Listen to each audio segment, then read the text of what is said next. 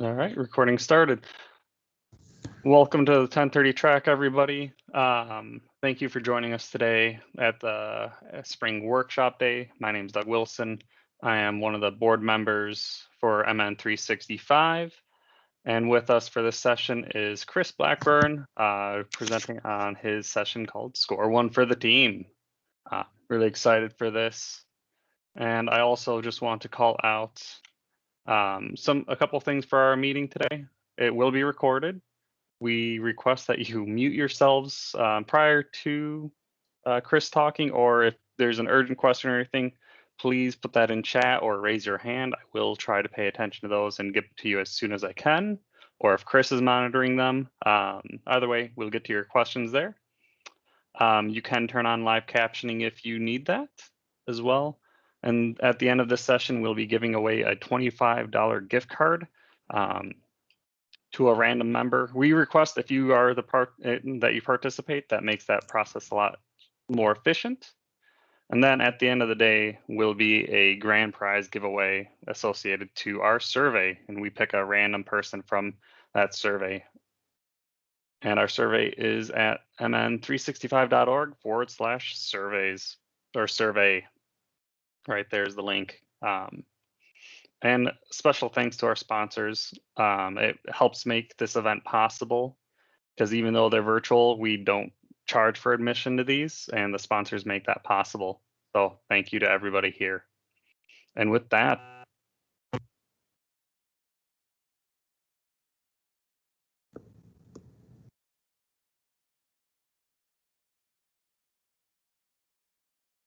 All right. Can everyone still hear me? yeah. Okay. All Yep. right.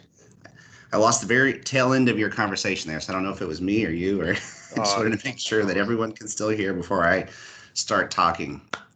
So welcome everyone to this Spring Admin Day. I'm excited to be back and speaking for the Microsoft 365 user group. It's kind of funny because the last time I spoke, I was in Arizona, and today I'm actually in Florida. So I don't know what it is about speaking and traveling, but I'm glad to be able to deliver this track on Score One for the team. And the topic is really going to be around a lot of the techniques over the last couple of years that, not only myself, but people that I work with on our team here at Concurrency, that we have been working with our customers to operationalize and use a lot of the Microsoft tools that are at your disposal. In most cases, a lot of them you're already paying for, so why not use them? And as part of looking at the overall concept of scoring, what we want to avoid at the end of the day is running into the situation where a bad actor gets in, right? And as part of that concept, we have to be mindful that security is never ending. We can't just put on our security hat one day and say everything is good. Can't be complacent with security. It's a never-ending job. Bad actors are working 24/7, 365 across all sorts of time zones in the world, and we have to always be vigilant. And a lot of that is taking part of using some of the tools that are built into these platforms that we're using and we're licensing to our own benefits. And so that's going to be a lot of the concept for today's topics. As I mentioned today, in terms of those bad actors, what we want to avoid at the end of the day is being on the losing team, having that losing score. And there's a lot of concepts to that. There is, we hear a lot of this in the news. We hear about ransomware. We hear about organizations. We hear about public entities. We hear about healthcare. There's everyone in some form or fashion has heard about some form of compromise. And in looking at some of those pieces where that losing score can really impact your organization, your customers, part of that is that direct cost, is that ransom that is being held over these organizations' heads to ask them to release their data. And even just a year ago, that average ransom payment for companies was well over 6 figures. I think I've heard some here even recently in the 9-figure mark for some large organizations. It's not a good thing financially for any organization. The impact that it could also have too is downtime. If in the event of a compromise, in the event of a breach, there's no telling how long that could last. And it's just continued to get even longer, and the cost of those breaches in terms of organization downtime is just continuing to skyrocket. Two examples that I've even just from cities here in the U.S., New Orleans, it cost them over $1 million in just the soft costs and what it impacted their organization in terms of managing their city. And the same thing with Baltimore. They were estimated at $18 million.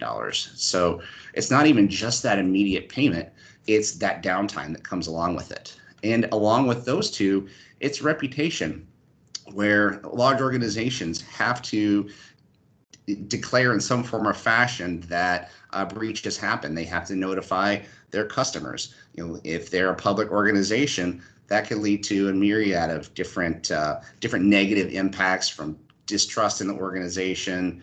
It could ruin their brand image, and it could, even for public organizations, negatively affect their stock prices too. So there's not only the reputation from a soft cost perspective, but there's also liability as well, where just that fact of compensation and their customers hearing about it, they could have legal action being taken to them as well. Those cyber criminals, what's to keep them from exposing that data even when payment is made?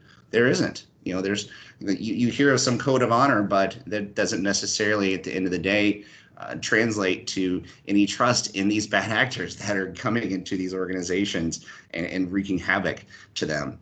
And the worst part of that is, with a lot of the cybersecurity insurances, they're getting a lot stricter about their guidelines and how they will even protect organizations in these terms of risk. And I've heard a number of them where, even at a minimum, they're requiring things like MFA for all users. Anyone that's internet facing has to be required for them to sign off on any sort of insurance policy for cybersecurity.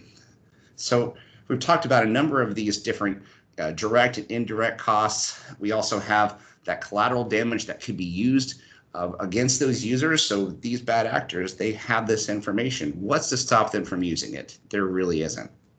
They could use those credentials in any myriad of fashions to impact your users and your organization.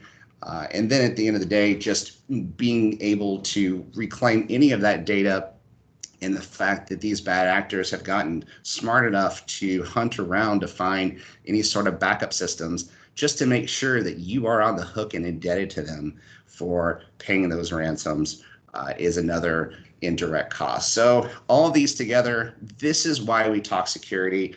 I hate always walking into conversations and bringing lots of bad news and kind of making people think on the negative, but these are the real situations that are out there today that we're trying to avoid, and why we are really approaching security very strongly and very seriously these days. And so is Microsoft. Microsoft is a team player. They have three concepts when it comes to how they look at their infrastructure, how they look at where their fundamentals are around Azure and security. And that first one is they want to secure and protect. They want to add that layered depth and defense approach that not only protects your identities, but also the hosts and the networks that they hold in their data center and in your data centers, as well as your data. And all these services, as you can see, span from identity and access management, from Azure Active Directory and the components that it covers. It also protects the infrastructure network, so all of the different Azure components, from the firewall, the key vaults, any sort of network connectivities within their data center back to yours, as well as any data and applications, so that Azure backup for any infrastructure that it might be backing up of yours into their cloud, as well as some of the DevOps components that are part of those playbooks that you operate to deploy features and functionality into the cloud. And then finally, that customer access. So it's not even just your data, it's protecting you and protecting the customers that you work with as well, to ensure that their identities are also secured. And as part of protecting all of that infrastructure, we have to be mindful of the fact that bad actors are out there, that threats are happening and they're occurring every second of the day. And we need to be watching for the ones that could potentially come around and circumvent any of these systems. And that's why Microsoft's really started to integrate the Defender story from not only Azure Defender, but also the Microsoft Defender and the Sentinel components. As we continue into the conversation today and we kind of talk through this story of security, those are going to be the key components that we're focusing on. So be mindful of those as they sit in those 4 quadrants again of identity and access management, infrastructure, network, data and applications, as well as customer access. And then finally, the ability to not only, as we saw in the previous slide, detect those threats, but being able to investigate and respond to those in a timely manner. So as we're looking at areas like Azure Active Directory, we're able to facilitate reports and monitoring in any sort of privileged identity management history, because identity is the key to any bad actor or any threats. If they can get to your identity, once they're in your system, then they're going to continue to find other ways to compromise other systems through those layered attacks and continue to execute against their playbook of how they compromise and overtake organizations. And we can not only protect our identities, but also we want to be very mindful about how we protect our data and applications too. And from a Defender perspective, most of that is handled through Cloud Ops security in that space, with all that underlying capabilities of the Azure monitoring and logging and reporting capabilities as well. So as we talk about where Microsoft comes into the story and is protecting their infrastructure, we have to be mindful that as consumers, as customers, we have responsibility too. We can't just walk into the cloud, subscribe to a service, push all of our applications, our data into the cloud, and shake our hands of it and say, okay, we're done. No, it's a mutual thing. It's Microsoft is doing their part. Now, as consumers, we need to do ours as well. And part of that is how Microsoft approaches this from a shared responsibility model, where we look at a number of different silos from software as a service, platform and infrastructure as a service, and our traditional on-premises services that may still exist today, and understand where those responsibilities sit. As we look at the very bottom of the list, we can see that in the situation or in the example of Microsoft 365 or Azure, they are maintaining and managing the physical host, the network, and the data center. So that's where we're transferring that responsibility to the provider. And then the situation with that provider, with Microsoft, their approach is trust but verify, part of that zero trust story. As we look at that next layer, where it may vary by service type, is when we get into that identity space, the applications and the network controls, as well as the operating systems. From the perspective of software as a service and platform as a service, a lot of those controls are handled and managed by the provider. However, when we start looking at applications and identity, in the situation where, for example, identity, we're using Microsoft 365, they may have a copy or an image of what our identities are on-prem through AD Connect. So there's a mutual responsibility shared for the identity and infrastructure. But when we start looking at applications from a platform perspective, if it's a software as a service, great. They hold most of the responsibilities. However, as we start looking at the applications from a platform perspective, if we are managing and maintaining some of that platform, that shared responsibility exists there. So we can see how, as we continue to build on top of that cloud model, we see the cloud provider assumes most of that physical infrastructure responsibility. There's some shared responsibility by service, but in the situation where we look at our data, our devices, and our identities themselves, those are going to be maintained by a customer. We, as consumers, are owning the PCs that connect to those services. We're putting our data and our information into those services, and there are identities that we're logging into, so we have to be mindful of those as we are sharing security, privacy, and compliance responsibility with not even just Microsoft, but with any provider. So approaching any software as a service or platform or infrastructure as a service model or any providers, this is a great representation, and it's something to always be mindful of from a security perspective in who we work with and why, as we look at that shared responsibility model, our service is better in the cloud. As we looked at traditional security and challenges, in terms of grading how some of that is met from a responsibility perspective and looking at the approach across the board, we can see in a traditional approach, it's very scattered in terms of under-resourced functions, being able to patch our infrastructure, manage our infrastructure, being able to manage our data, keep it up to date, make sure it's secure. In a cloud model, we're shifting that responsibility and some of those commodity services to the provider, so that way we can take our time and use it more effectively.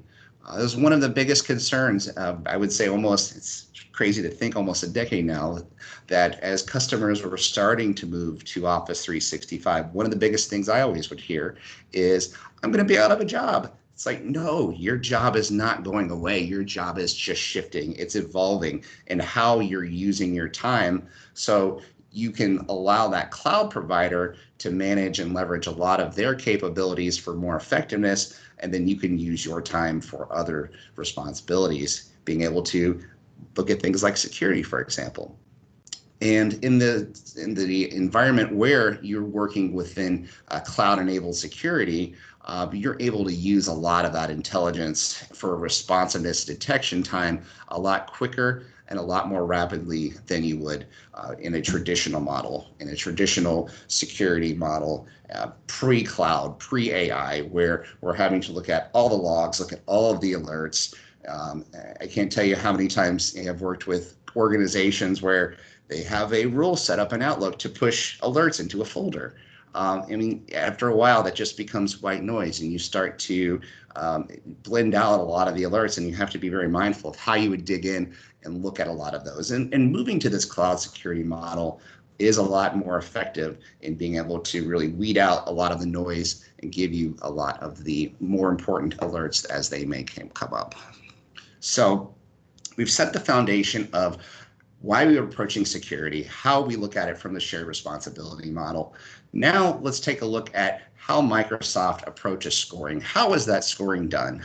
And how they look at all of the different security gaps within applications, not only within their environment, but also looking at third-party applications that may live on our servers, may live on our workstations, may be service providers that we connect in our identities through Azure AD with. And that's done through their partnership with the Center for Internet Security.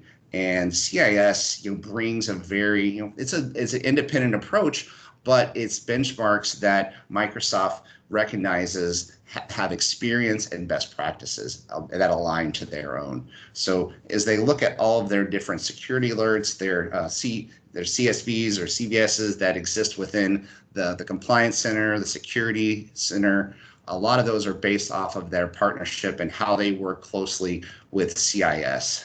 And as we start looking at how Microsoft keeps track and tallies all those scores, I like to bring up this list of all the portals. And yes, I know us as admins have had portal fatigue with Office 365 and Microsoft 365, but it is getting better. I've noticed it. I've had customers notice that it's getting better.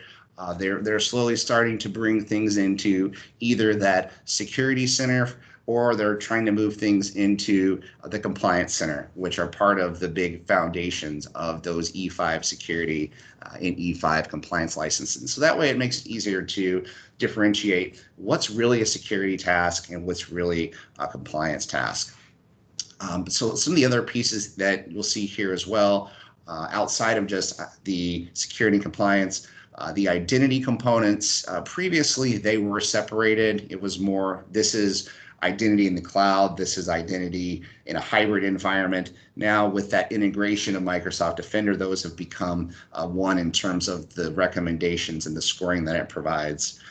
And one that we'll touch on at a very high level as well as part of this discussion is around that Azure Security Center and looking at how we can boost the score and understand the score when it comes to our data center. So the concept behind scoring and how we earn points is looking at improvement actions. So some actions that Microsoft comes to us with in terms of how they provide that scoring metrics is based off of some recommended security features. Some are actually done based on performing security related tasks, and others are addressing improvement actions through third-party applications, software, or maybe some other alternative mitigation. And in the event that maybe you're using a third-party product, you have the ability to accept the risk within these scoring portals to acknowledge that it's complete without taking any action against it as well. So what's covered within the fundamentals of that Microsoft scoring portal? What's in that baseline of that score?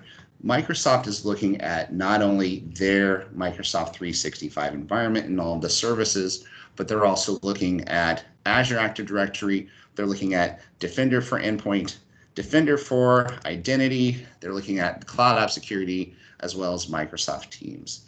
And one thing to keep in mind is that if you have a license for that product, you will see the recommendations for that product, and also if those products are integrated into the scoring portals.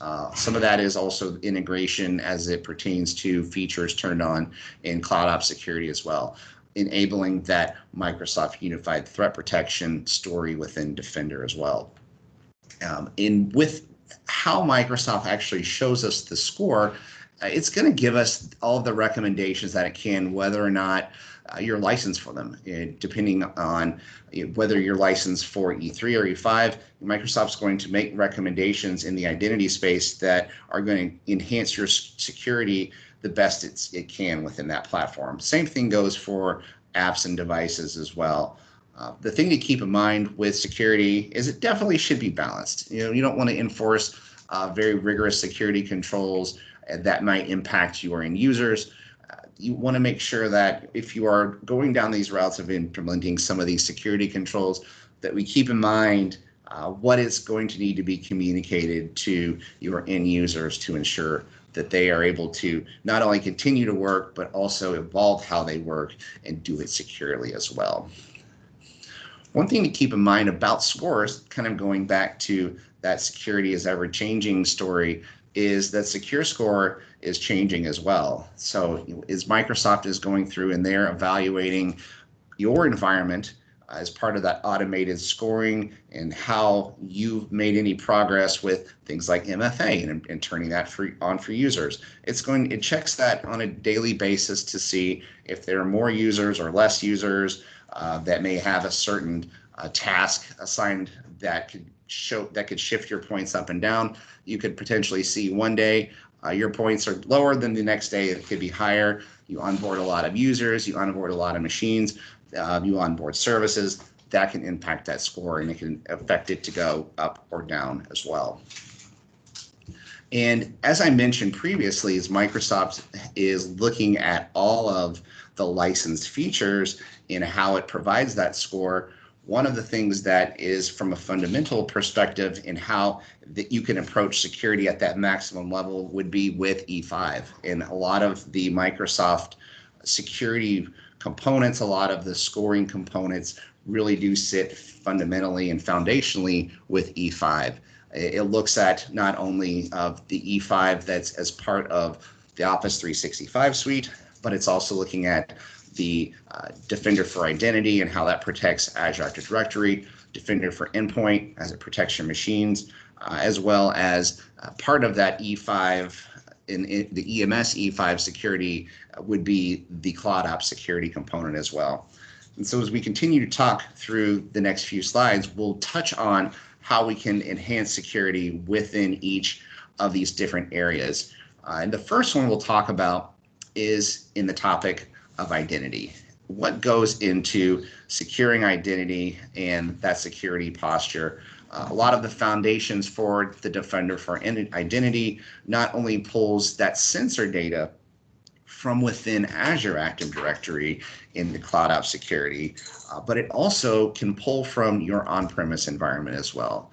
By way of deploying sensors on your domain controller, it can build one unified security story for each of your users as they're logging into their computers for the first time each day, as they're opening up their Office 365 and logging in with their identity, as they're accessing their applications. It's looking at these behaviors and it's building out timelines. It's looking for any abnormalities and parsing this information. So if it sees any sort of suspicious activities, it has the ability to perform that immediate investigation as well as provide you administrators alerts as well, not only through email, but also through the portals too. And here's an example of what an identity security score looks like. In this example, over a 90-day period of time, we can see that there are definitely some dips and spikes as Microsoft has continued to improve how they're measuring each of these different components, how they're scoring, how they look at whether or not a specific item or specific assessment task has been met, as well as providing you as an administrator the ability to look at how that impact is going to sit from not only an administrative perspective, but also a user perspective as well. So for the example of looking at users must utilize MFA for secure access, it's telling us that while the score that it could potentially give you in your organization is very high in retrospect to the rest of them on this list, it has a very high user impact and potentially even a very high implementation cost. A lot of that comes through communication. A lot of that comes through educating your users, not only what enrollment looks like, but how you use it when you might see it as well. So that's an example of where that score impact is very high and has a high impact to your end users. However, the biggest one, as you can see on that list, is requiring MFA for all administrative roles. And while that has a very low impact to all of your users and the implementation cost is low, it's going to be one of the highest attack vectors that bad actors are going to use. They're looking for those administrative credentials. And whenever you can protect all of those administrative roles with MFA, it's going to reduce their ability to be able to use those to compromise your environment. So Microsoft has shifted in terms of looking at identity. This previously within the Azure Active Directory portal was just looking at Azure AD.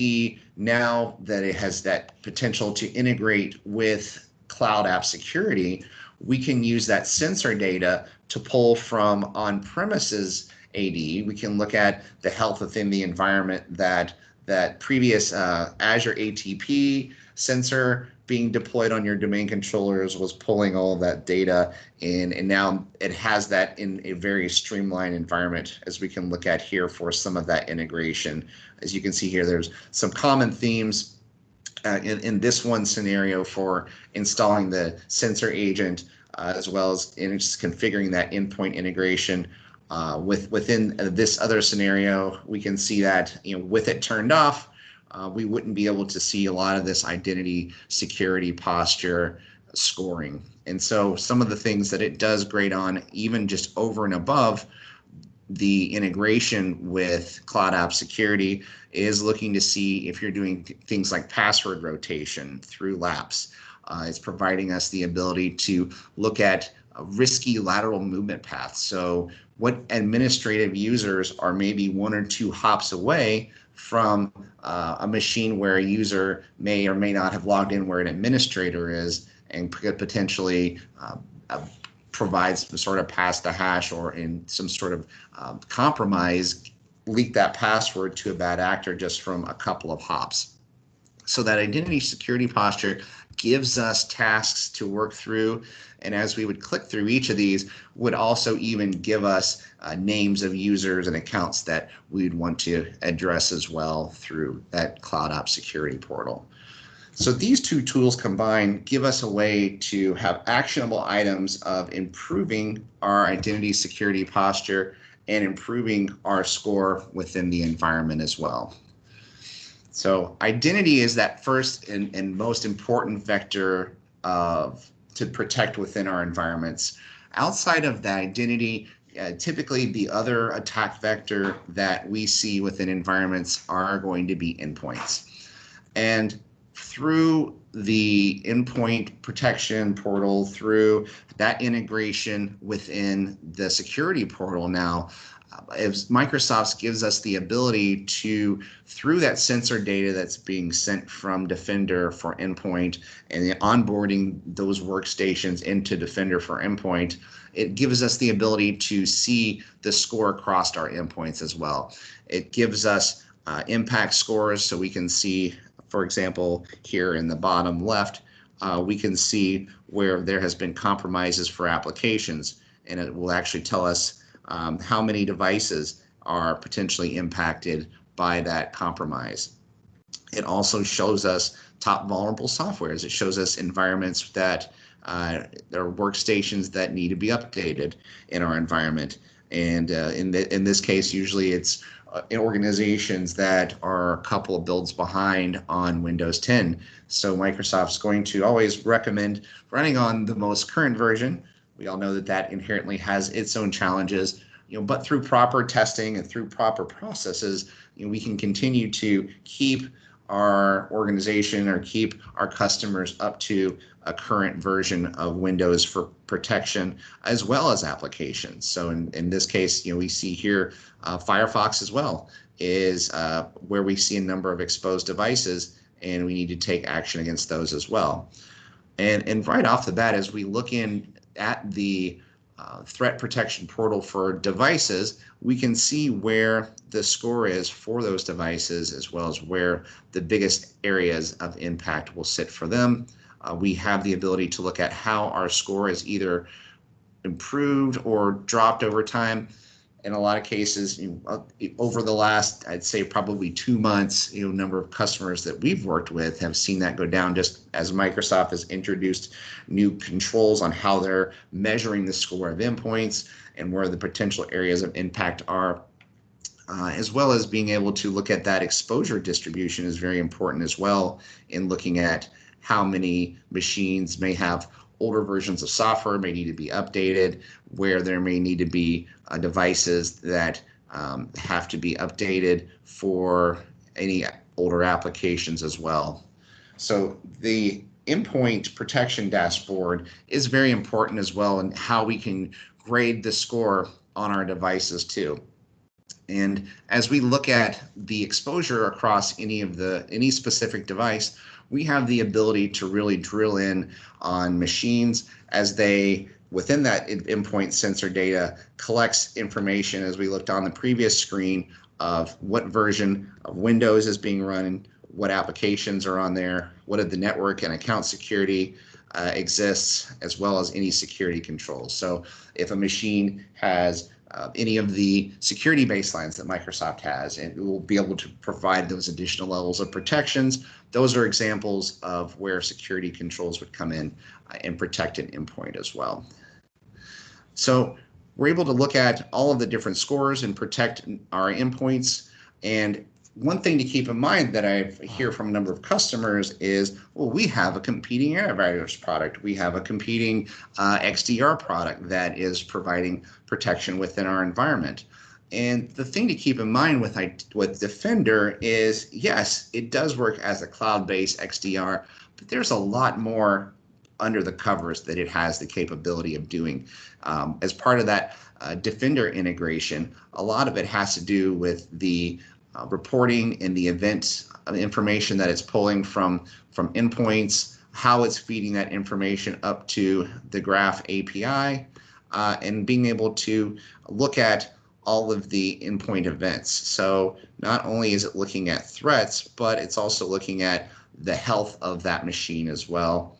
And as part of looking at all these activities, it's able to send all that sensor data up to Azure, up to Microsoft 365. So yes, it does do a great job in protecting the endpoint, but fundamentally the key is with that Defender integration is a lot of that sensor data. And yes, Defender can work in passive mode, And in the event that you are using a third-party antivirus product, it will automatically default to that.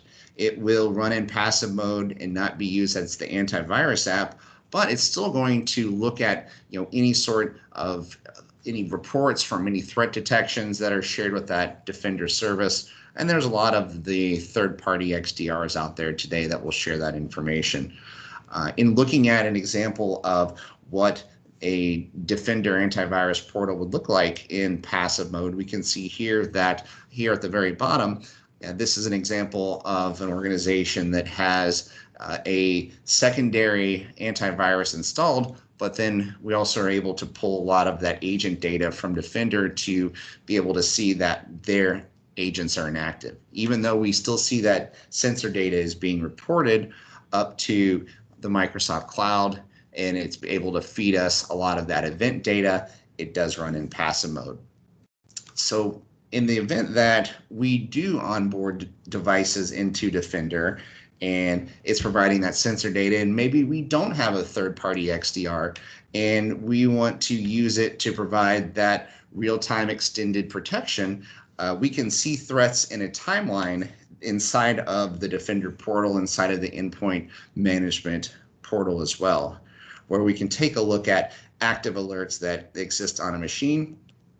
We then are able to look at a specific threat as it pertains to the timeline and where it detected any abnormalities on a machine. And in the event that we drill into a specific threat that was detected, and we look at the underlying runtimes that are executed, maybe it's within a browser, maybe it's on a workstation, and we see that it hasn't done and it hasn't taken that real-time response because maybe it doesn't think a specific plugin for a browser is a threat. Maybe it hasn't seen any exfiltration of data or any bad activities, but in an environment that's managed, we want to make sure that we're not taking any chances. We're stopping any sort of bad events or any sort of bad executables before they can take and cause any risk. We have the ability to stop those straight within the portal and then log a response as to why we're stopping and quarantining that. Or maybe we want to consult a threat expert. That's one of the things that we have the ability to do with E5 as well, is maybe we don't know if this is a malicious plugin. Maybe this was actually a legitimate plugin that someone is running on their workstation. We have the ability to send that over to Microsoft, and then they can provide us feedback based off of what they see within that executable and within that activity timeline as well. So Defender can provide us with sensor data on activities and scoring on our machines. It can run in passive mode. We have an example of what it looks like in active mode. But at the end of the day, one of the benefits that we can take from Defender is how it can be our endpoint coach. It can improve our security by providing remediation actions against their recommendations list. And not only does that help us boost our score, as Microsoft has now integrated a lot of the device security components within that overall security score, but it helps your endpoints be more resilient as well. So in this scenario, we can see where there is, we've got these sorted by weakness, so we can see where the highest weaknesses is, and maybe as an organization we say, let's just tackle these top weaknesses that we see within our organization. Let's just make sure that we have Oracle, we have Java, we have Google Chrome, and we have Windows updated, because those are going to be the ones that have the highest impact in terms of the number of endpoints that we see. So it gives us a high-level overview of where we should take action, how we can do it very quickly, and being able to get the most impact from where we'll take action in updating our endpoints. Defender also helps us improve our games. So not only do we have that overall game plan in terms of looking at the weaknesses, but we can also look at them from, here, each of the different items listed. If we drill into applications, we can look at why Microsoft is making those recommendations and where it sees all of the vulnerabilities within an environment. Here at the very bottom, it also gives us the ability to see where those related threats exist within the environment, how many devices are exposed, and in that specific example of an application, how many known vulnerabilities actually exist within that app that have been recognized by Microsoft. So as we're taking a look across all of these different vulnerabilities, we can see which ones over in the severity column have the highest risk. So any of them that we see that have very high risks, obviously from a endpoint perspective, if we have users actively utilizing these applications on a number of these exposed devices, we want to take activity quickly, because we don't, in this situation where they go to a bad website, they click on a bad link, there's no telling what scenarios an end user might run into where they could click on that and cause any sort of compromise within their system. Microsoft gives us the ability to really drill in and understand why we should be updating and what some of those activities are. And within each threat that we look at, for example, on the previous page, if we were to drill into even just one specific threat item, it will show us the specific actionable recommendations that we can take, and it even shows us on which platforms. So we can see here that not only do we need to update Google Chrome, but because of vulnerabilities in a number of these Windows platforms, those also need to be updated to provide protection against that specific threat as well. So it'll show us where we have security configuration recommendations and how we can improve the security status, but not only that, we can understand how many devices need to be updated with a specific update of that application, or maybe even Windows as well. So we've seen how Defender for Endpoint can help us protect our workstations, help us improve our posture and our score for applications, and it's improve the security there. Let's take a look now at applications. Let's see how we can improve our security posture when it comes to applications in our environment. Microsoft, through the Defender suite, gives us CloudOps security to be able to help us do that.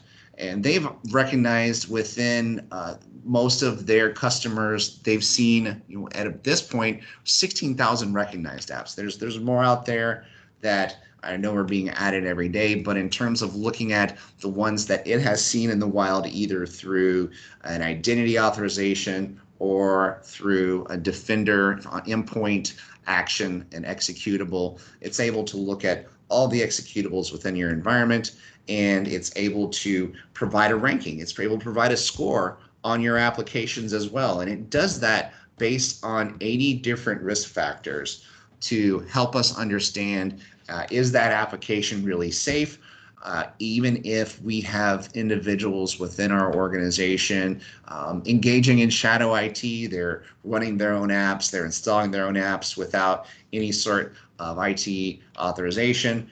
In some form or fashion, that's happening everywhere, but this gives us the ability to know about it, not only from what's being done through an authentication, but what's being done through an application launch as well.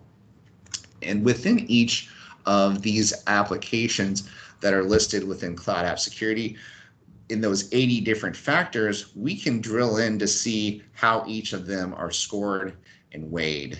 And this is how Microsoft's able to show us the risk factor of that application. It's able to see, based on specific categories, how it actually will weigh those applications. So within those 4 categories that it looks at that general category to understand when that application was created, how popular it is. If it's created by a big organization and it's one that's well known, it's probably going to have a higher score than one that was written by who knows who and just happened to be published and is unknown. There's no facts about it. The risk of that application is going to be much higher, and thus that score is going to be lower.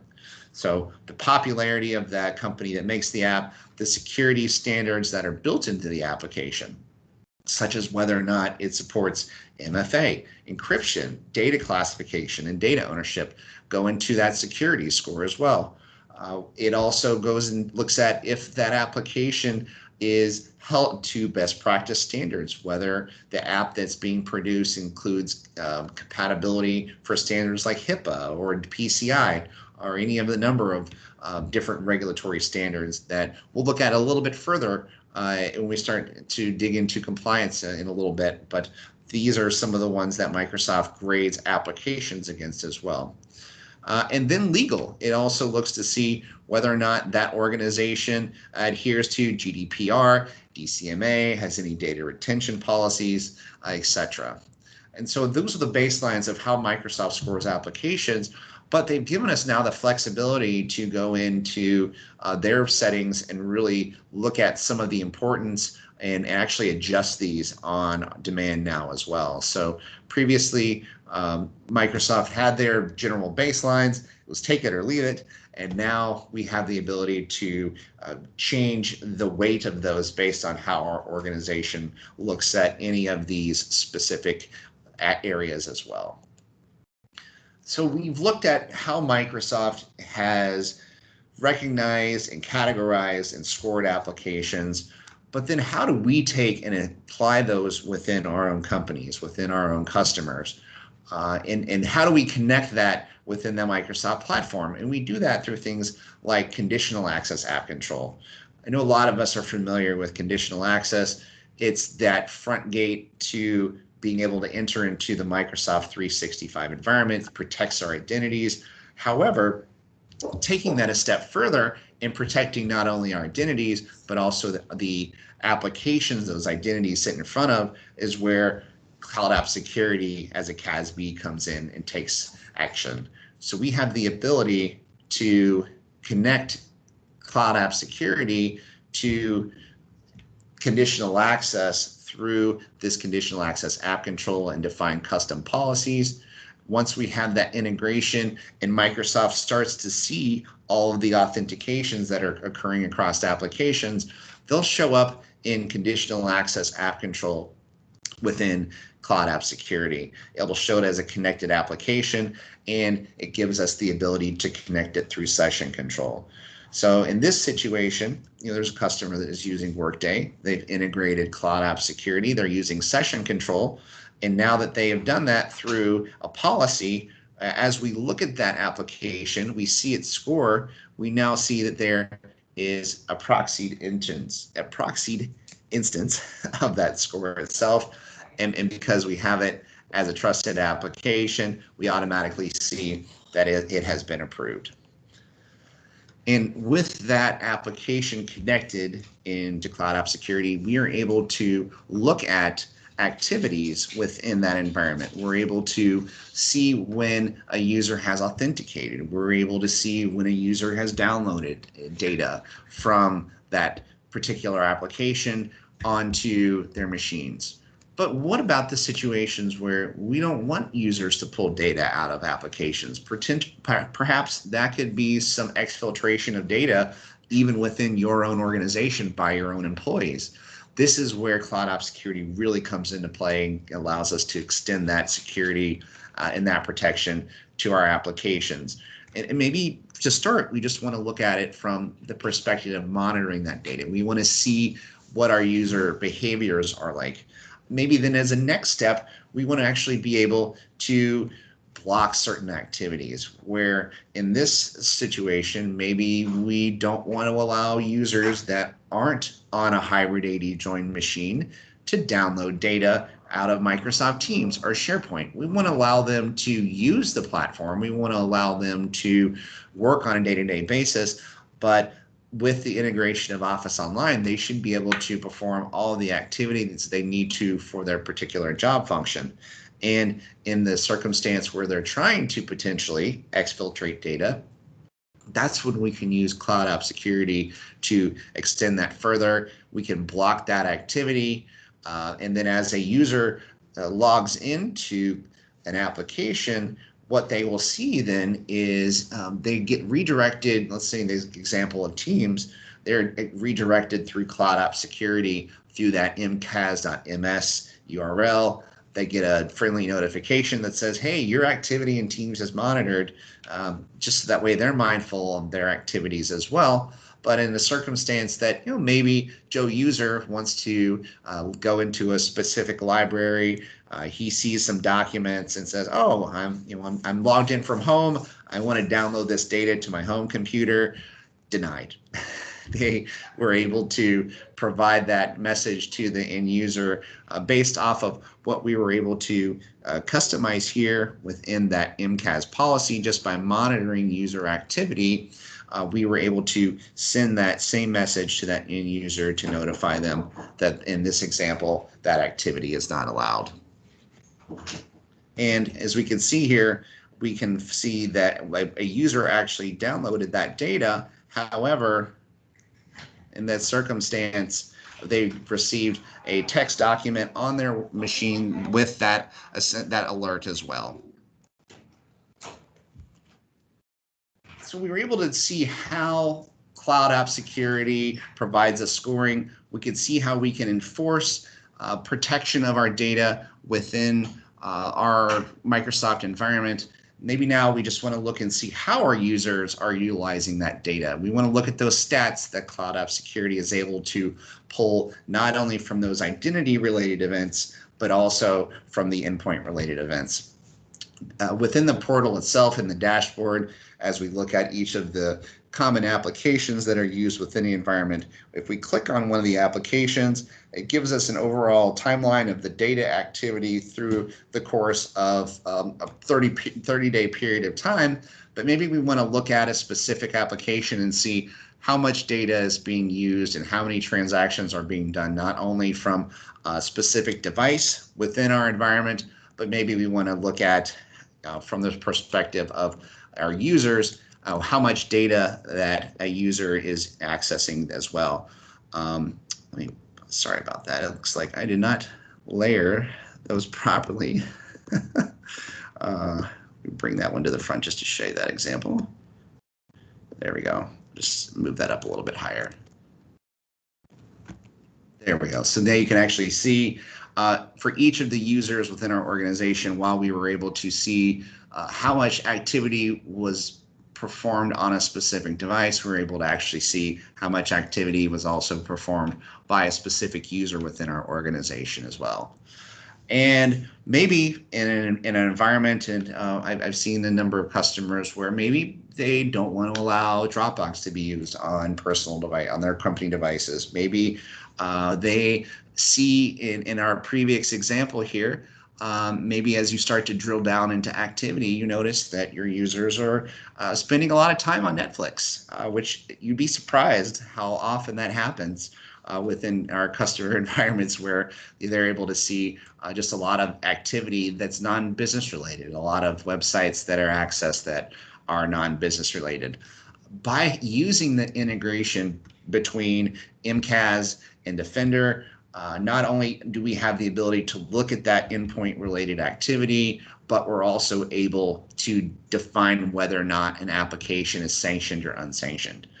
If we define an application as unsanctioned, what that will then do, if you look at the example on the left-hand side, this is an activity within that MCAS timeline where we see that traffic to that particular website, that particular URL is dropped, because MCAS is able to look at that application as being unsanctioned. It's sending policies down to our workstations through Defender for Endpoint, and it's saying, you're no longer able to access that URL, we're going to block it. So it gives us that full cloud app security broker experience from end to end. As we saw with CASB, we were able to see the scoring, we were able to define rules, and now we're able to take it a step further. And as our application security model matures, start to determine which applications may not be permissible in an organization and block them as well. So we've talked about identity and how we can look at scoring within the environment. We looked at our devices. We looked at our applications. Now let's spend a quick minute to look at how we can score one for the data center. And that's done through Azure Defender. And those are a combination of different services that protect servers as well as IoT and SQL, ones that sit within the data center. So, as a reminder, Azure Defender is that protection and that XDR capability for your data center and your hybrid environments. And then the Microsoft 365 Defender is attached within the Microsoft 365 services. So Azure Defender, as Microsoft's worked to split out the branding and make it clear between what is really their 365 services protection and what's their data center services protection. The previous slides covered those 365 services. Now let's look at what we can do from an Azure protection perspective. Microsoft approaches it through two different paradigms. They approach it through that cloud security posture management, which is included for free as if you're using any of the Azure services for hosting platforms, networks, etc. Microsoft will give you that score to look at any misconfigurations within your environment, your assets, your inventory, and more. And in terms of looking at that cloud protection workload, that's the component that sits over and above the free scoring components and will allow you to look at the custom policies and plans that are very similar to what we would see in the Microsoft 365 space, but really aligned within Azure. Allows us to look at regulatory standards and align them to NIST, which we'll look at here in a few seconds on how that works as well within the Microsoft 365 stack too. And here's an example of where you would see Azure getting into the game, making those security recommendations and showing you from a severity perspective, if you look from high to low, you can see where your resources are. So maybe we need to provide some subscription related protections, and that's really enabling protections, for example, alerts, and being able to look at permissions, being able to look at enabling the Defender services. Those are ones that are provided as high recommendations. But then maybe as we start to drill in a little bit further, we look at our virtual machines. We see where maybe we need to enable some of the log analytics health data from our infrastructure to be able to look at activities that occur on those specific resources. It'll make recommendations with regards to storage accounts and where we could improve some of the protections by whether or not some of those resources are available publicly or privately as well. And then as well looking at things like sites. If we're hosting any websites, it's telling us which ones we want to potentially consider only having over HTTPS or having SSL certificates. So it does cover a lot of the recommendations from end to end, not only within your Azure subscription, but also within the different resources and resource groups that you're utilizing as well. One of the questions that we're asked is, what do we pay for? If we have the Defender switch turned off in Azure, it will still provide the security policies. It'll provide you those continuous assessments and actionable items to take within your environment. But if you turn that capability on, it does take it a step further by looking at vulnerabilities in hybrid security. It looks at any threat protection alerts, any sort of access alerts. It's able to look at your containers and if they're protected and provide breach protection. And it also enables you to have that Defender for Identity, or sorry, not Defender for Identity, the Defender for Endpoint agent to be enabled on those servers as well. So it's able to provide that XDR capability that we talked about on our Windows 10 devices, extend those into our data center, onto our servers as well.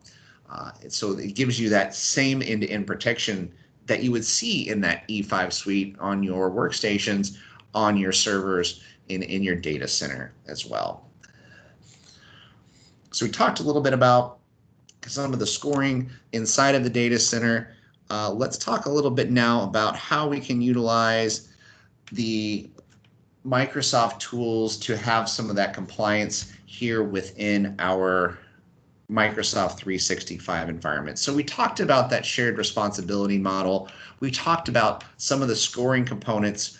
What this does is it allows us to have that use the compliance manager to really take action against all of those activities that came by way of some of those assessments. And essentially, as we look at some of those improvement actions, Microsoft has now enabled that automatic testing, which is really that joint monitoring between Secure Score and Compliance Manager to really count against some of the assessments that are built in within the Microsoft environment. So by default, if we use Compliance Manager, Microsoft provides that data protection baseline, allows us to really start to see how we should take action, not only that is tangible from turning features on and off, but what maybe from a policy perspective we want to enforce within our environment. It does provide recommendations in terms of how we may want to enforce certain policies that are signed by our end users. So more outside of the technical space and more how we are interacting with our users and educating them on security as well.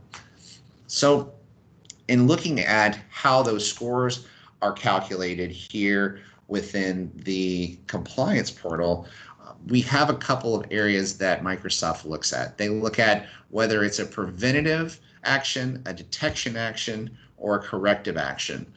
Some are mandatory, some are discretionary. So the discretionary ones are here's a policy that you have to understand, versus a mandatory action is this is something that we need to take action on by way of a control that needs to be enforced within our environment.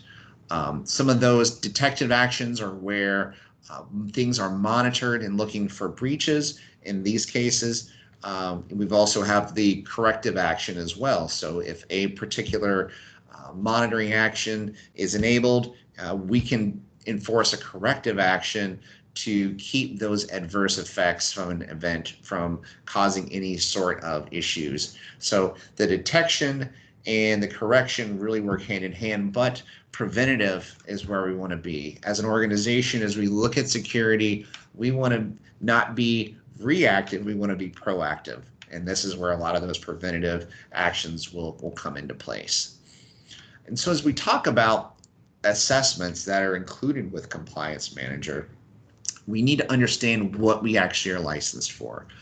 As we look at the E1s, E3s, you get Microsoft's default protection baseline, which does align very closely with the CIS framework that we discussed.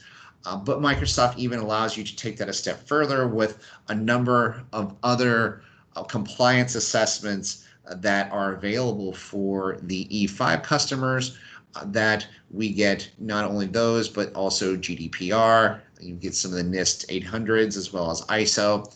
And then taking that even a step further, there's some premium and custom assessments. So premium assessments are ones that talk about, let's say, the California data protections or New York data protections. There are some compliances related to those.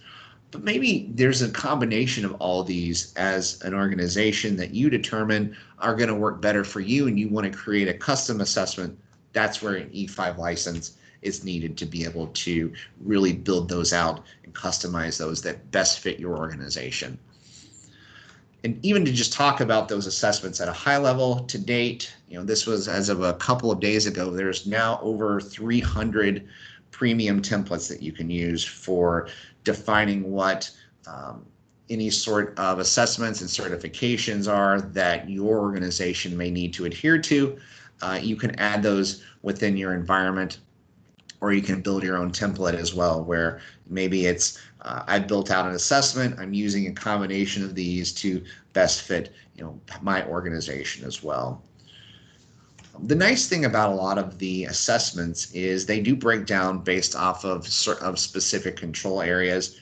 And as we talked about that shared responsibility, as you can see, the ones in green that are passed, that's where Microsoft has taken those actions. The ones in gray are ones that as an organization, you would need to drill in and take actions against a number of different services that exist within the Microsoft 365 environment. So in this scenario, we can see that a customer is using that NIST cybersecurity framework. They've taken action, and they have now 11 items in scope within these services they need to take further action against. And those improvement actions, these are the ones that allow you to centralize your compliance activities. So we talked about Secure Score on the front end. Really what Compliance Manager does is allows you to work as an IT team, work within your different organizations, legal, HR, etc., because there may be activities that are non-technical in nature that you need other people within your organization to help you meet your compliance needs.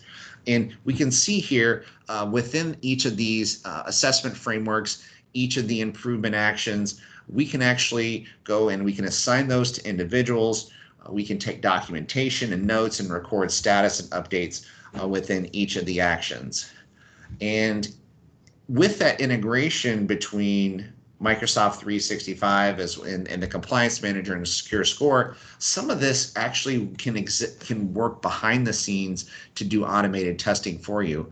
There are a number of technical tasks in nature, but maybe we allowed the Microsoft 365 platform to take some of those action for us, to where all we have to do from a compliance perspective is really go in and just document certain activities, certain schedules that we are using to perform some of the manual tests within the environment. And when that occurs, we can go as by way of assigning those tasks to different people on our team. So maybe those activities that aren't automatically tested and can be closed out, ones where manual activity has to occur, that's where we would go through and assign it to specific individuals. Maybe that's someone within the business. Maybe that's someone else within IT. Maybe that's even a guest within our tenant that we work with as a consultant. We can assign these tasks, and then as individuals log into the compliance portal, they're able to see the activities that they need to take. So we talked about a number of the different platforms that comprise Defender to provide protection and boost our score. We talked about Azure and being able to boost our score. We took a look at the compliance portal and how it gives us a framework to be able to understand where our score is and how we can take actions as a team to improve our score. Let's look at bonus points with Sentinel and see how Microsoft Sentinel can utilize some of those XDR capabilities that exist inside of not only Defender for Microsoft, but also the Azure Defender to provide those insights. One of the big benefits of Sentinel is that it works across not only your Microsoft environment, but includes data from other environments as well. Because the security picture isn't just Microsoft, right? It involves your network, it involves your firewalls, it involves your other platforms. But being able to centralize those into one single place is going to help make not only you as an IT administrator's lives easier, but it's also going to help you to be able to paint that big picture of where there may be security risks within your environment. And as of today, Microsoft now has over 100 different connectors to integrate not only within their environments, but also within third-party environments as well. As Microsoft has recognized their partnership with different platforms, such as Citrix, Cisco, Palo Alto, you name it, a number of the big players within the security space, they have integrations to where they not only have the connectors to bring in that data, but they also have workbooks and alerts that are allowing you to be able to integrate within the Sentinel environment to where you can take action if it sees any sort of abnormalities. And in some cases, as we're performing that integration, we're doing that by way of maybe we're pulling syslog data in from an on-premises environment. We're connecting to a Zscaler, connecting to an ASA. We're pulling all that data into the cloud. We're doing that through that common event framework. We're utilizing syslogging from all of those different sources. Maybe that's a firewall, maybe that's a switch, maybe that's an appliance. We're aggregating all of that data into a single syslogger. We're taking that log analytics data with that agent that sits on this forwarder virtual machine, and we're sending it up to the Azure Sentinel workspace. So that way we pull all that aggregate data into the cloud. We're able to then now see activity from a number of different sources. So in this example, we were able to see Zscaler data. So we were able to pull in data from that Zscaler, and we were able to then in Sentinel, through the workbooks and playbooks that are at our disposal, it's able to look at threats that are existing with our on-premise environment as well. And even to take that further and see that step-by-step play, because we're bringing all that aggregate data into Sentinel, we have a great way to look at visual context from that raw data. I don't know how many of you on this call have spent hours of their life in IT looking at logs, trying to put together timelines. I know I've spent probably days, if not hours, if not weeks, doing it over the course of my career. That's where there's value. There's time that can be saved by all of that aggregate data being brought into one visual representation, to where not only allows you to see where those data connections are made, but also allows you to fully investigate the scope of an attack, where we can see potentially there may have been an entry point on a specific workstation, but maybe it continued to traverse out to an appliance, or maybe vice versa. The risk came in through the internet and initiated some human-operated ransomware attack. Through a visual representation, built-in investigation occurs. So this helps us boost our security posture, gives us the play-by-play on how we can monitor for any risks and take action against those as well. So when we talk Sentinel, usually the big questions are, well, how much is it going to cost? There's two different ways to look at the data ingest into Sentinel. One is the one that Microsoft provides you for free. So that free tier of data provides you protection against, Azure activity, Office 365 activity. It looks at the Defender product suite. It looks at the Azure Security Center, Cloud App Security, information protection, and all that is ingested into Azure Sentinel.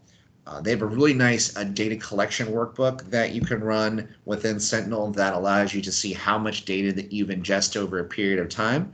And in this nice column over on the far right is one that says is billable. And anything that says false are going to be what's included in that free tier.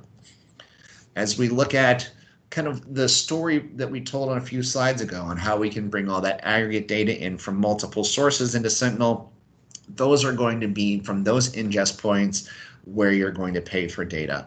You're going to pay for data not only there, but you're also going to pay for any sort of playbooks and automation. So if you're scheduling certain tasks to run on a specific frequency as they're running and they're doing their analysis for data, those are going to be fractions of a cent that are calculated for those logic apps to look at and churn through that data against those data sources that it says is not billable, or it is billable is true. Unfortunately, one of those, which I'm kind of sad to say, is sign-in logs. And I've found immense value in sign-in logs and being able to use and hunt through different activities within Azure and within Azure Sentinel. Those are ones that will actually be, or ones that you have to pay. So that's something just to keep in mind, as well as any non-interactive sign-in logs. So any actions that are done by applications, etc. So originally Microsoft was just providing you the ability to look at sign-in and audit logs in Azure AD. I think now they've expanded that to 6 or 7 different categories, but it's only those audit logs that are included for free. Any of the other identity-related ones are ones that you would have to pay for. So here's an example. At the top, we see some of those scheduled tasks. If we start to drill inside of that resource group and look in that log analytics workspace, we can see where those are. You would have to pay for those as well. Ben asked if there is a cost calculator. If you go into the data collection workbook, it does actually have the ability to kind of give you a graph over time. I'm seeing if I can find one real quick just to kind of give you as an example, if you don't mind parking for just a second, I'll see if I can drop one into this slide real quick. I just have to bounce over to Sentinel. Appreciate you guys being here so far, and definitely if you have any other questions, feel free just to throw them here in the chat. We still got about 15 minutes before the next session, and I think I've only got maybe 5 slides left, so feel free to lob any good questions over my direction. I'm happy to field them while I look for an answer to Ben's question here. Let's see. And of course, I would have to pick a workspace that has no data. Let's see. I do know if you go into the log analytics workspace and if you go into the usage and cost, you do have the ability to kind of look at those charts. And let me see if I can drop one in here real quick. So here's an example of a usage and chart that's set up in my demo tenant over the last month. As you can see here, there is the not only the log ingest, but also the behavior analytics as well, some of the real-time activity that occurs behind the scenes. If you go into that usage and estimated cost within your resource group, you not only will be able to see that, but if you have everything under pay-as-you-go, which I think probably a majority of customers that I have used, it'll actually give you an estimate. So the thing to keep in mind with how Microsoft charges you for your data in log analytics is you have that initial data ingestion.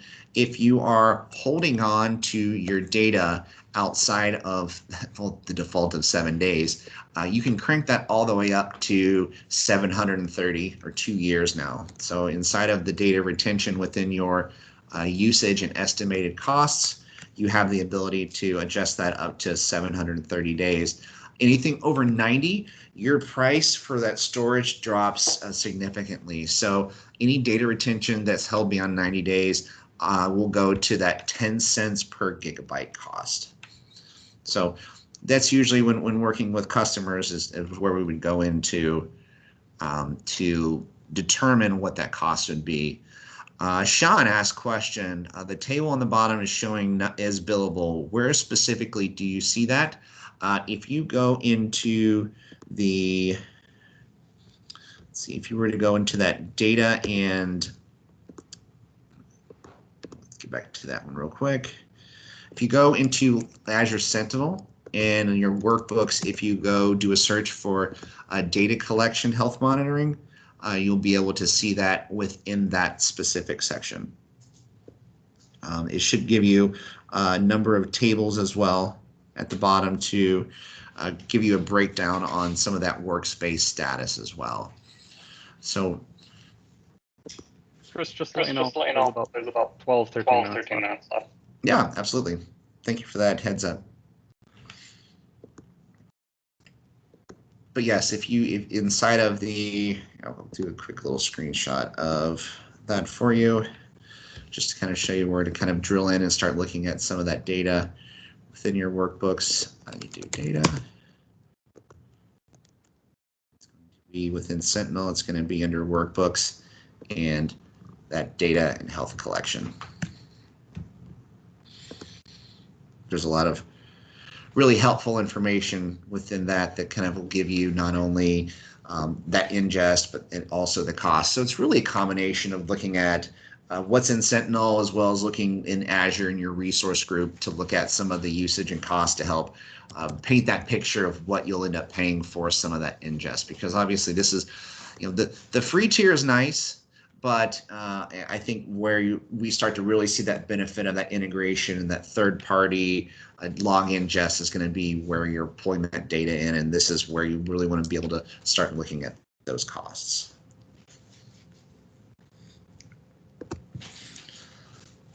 So at the end of the day, what is that winning championship formula? When we talk about security, what is some of those key level keys to the game for success. Really, that's going to be review. It's reviewing those scores weekly. It's looking to see what actions you might need to take, which ones are going to be those high score values, those highest ones that you can tackle. But you also need to weigh in what might have the biggest user impact as well. You'll want to identify gaps in any of your existing processes in your technology and ensure those have been satisfied. And if you've identified those, then you want to establish that baseline and direction for success. As we identify those gaps and look at that direction for success, we also want to be able to execute quickly on any priority tactical items that emerge as we go through this process of looking at scores, looking at different features and functionalities that we may be recommended to enable, which might impact how our organization operates. And then we want to make sure that we're going to have implementation tasks and processes to eliminate any gaps. These are those keys to success that we will continue to run, with customers, with as organizations, continuously and cyclically, just to ensure that as our scores are improving, making sure that maybe we're improving our processes or improving how we're tactically approaching security within our environments. And if there's something that we as an organization, a concurrency can help with, or if you have any specific questions about any of the content and within this deck, I'm more than happy to answer those. We've got a couple of events coming up as well that we're working with the Microsoft community and our customers to really educate on around Viva as well as AI and machine learning, and would love to chat with you if you have any other questions. Also, if anyone else has any other questions that they might have, we do have a couple of minutes left and would be more than happy to field them from you.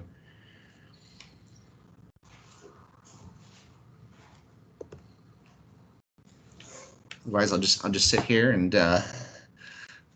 Doug, if no one has any other questions, I believe I can turn it over to you. Oddly enough, don't have a lot of questions. No, that was a really good presentation, Chris. Thank you. Stop the recording. Oh, Eric, good to see you.